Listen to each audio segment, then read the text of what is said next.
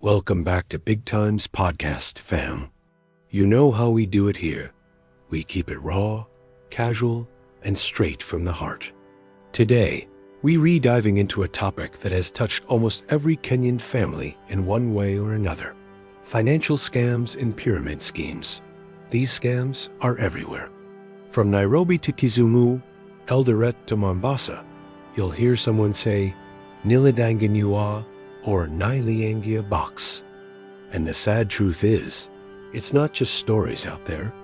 It's our mothers, fathers, friends, colleagues, even ourselves who have been victims. So let's have a real, unfiltered conversation about how these scams work, why they're so convincing, and most importantly, how to protect ourselves. Grab a cup of chai or whatever you're sipping, because this is going to be both eye-opening and maybe even painful, but I promise it'll be worth every second. You see, scammers in Kenya don't just sell lies, they sell hope. They know times are tough. They know young people are hustling with no jobs in sight. They know parents are stressed over school fees and rent. They know everyone is looking for that big break. So what do? They come in with polished smiles, sweet words, and deals that look like golden tickets. They'll tell you, invest 50,000 today and you'll earn double in 2 months. Or, we've got jobs waiting in Canada, Dubai, or Qatar. Just pay this small processing fee. And because we're desperate for a breakthrough, we listen. Because deep down, we want to believe that good things are finally happening. Let me tell you about one big case that shook people in Nairobi just last year. NNK Capital, a so-called investment firm, lured over 5,000 Kenyans into investing with them. People put in as low as 50,000 shillings. Some even went higher because they were promised a 15% monthly return. 15% every single month, imagine. That's the kind of money that makes your head spin. And for a while, it worked. We're getting returns, posting on WhatsApp groups saying, hi kichu, now I legit. Until one day, everything crumbled. The directors vanished, the offices were shut, and billions of shillings disappeared overnight. Families were left broken. People lost school fees, retirement savings, even dowry money. That's the reality we're talking about here. It's not theory, it's people's real lives. And then there are the heartbreaking job scams. Let's talk about Eldoret for a minute. There was a case where dozens of young people were conned by a fake recruitment agency promising jobs abroad.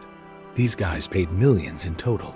Some sold their land, others took loans from Shylocks, believing they'd be boarding flights to Europe or Canada in a matter of weeks. They even received fake documents, work permits, air tickets, you name it. But when the travel date came, silence. Phones off. Offices closed. Dreams shattered. Some of those youths are still paying debts today, and the emotional scars? Even worse. One story that really broke me, Transuya. Cynthia, a hard-working Kenyan woman, thought she had finally secured a job in Canada. She trusted an agent so much that she sold family land and gave away 1.2 million shillings. Imagine selling land, quitting your job, packing your bags, only to find out it was all fake. She got fake visas, fake tickets, and when the day came to travel, she realized everything was gone. Not only did she lose her money, she lost her job and the dignity of explaining to her family that it was all a scam. And she's not alone. Stories like hers are happening everywhere. Even in Nairobi, there was a waitress who saved 41,000 shillings, thinking she was paying for processing fees to get a job in Canada. For her, 41,000 was everything, her entire savings. She trusted a friend who introduced her to a so-called agent. But when the call stopped, she realized it was a lie. Can you imagine the pain of working long hours, saving every coin, only to be left with nothing? That's the kind of pain these scammers inflict. And these stories don't just stop there. In Mombasa, a woman managed to collect nearly 4 million shillings from youth, promising them jobs in Dubai and Canada. She told them, "Hai ne opportunity yemesha yenu," and they believed her. Now those young people are scattered, jobless, and bitter. Another case is Maureen Kamau, who lost a whopping 10 million shillings chasing a nurse aid job in Canada. 10 million. She was asked for money in small bits, vaccinations, processing, interviews, and because it sounded legit, she kept paying. By the time she realized it was fake, it was too late. That's the cruel genius of these scams. They don't take all your money at once. They eat it slowly until you're drained completely.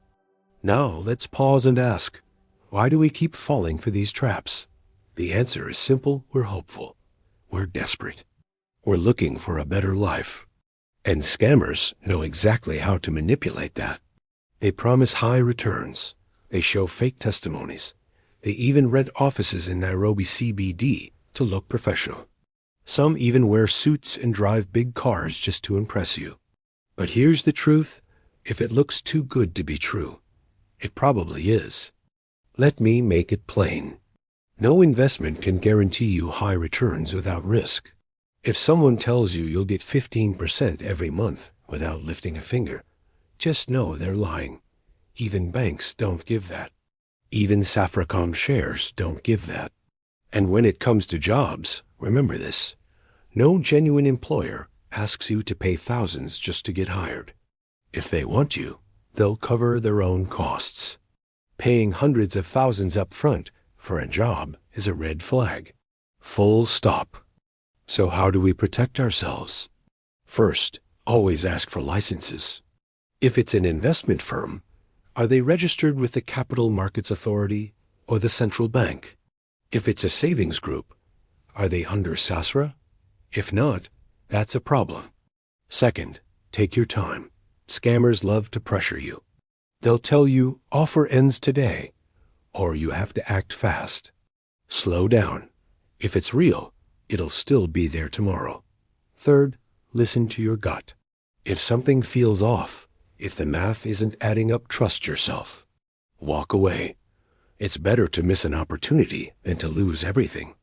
And for those who have already been scammed, I want you to know this, you're not alone. The shame, the guilt, the embarrassment, it's heavy, but it's not your fault. Report it to the DCI. Talk to people you trust. Share your story. Because the more we talk, the harder it becomes for scammers to trick others. And as you rebuild, go for safer, regulated investments.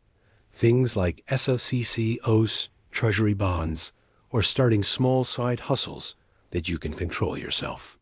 Before I wrap this up, let me say this. Scammers will always exist. They thrive where there's poverty, unemployment, and desperation.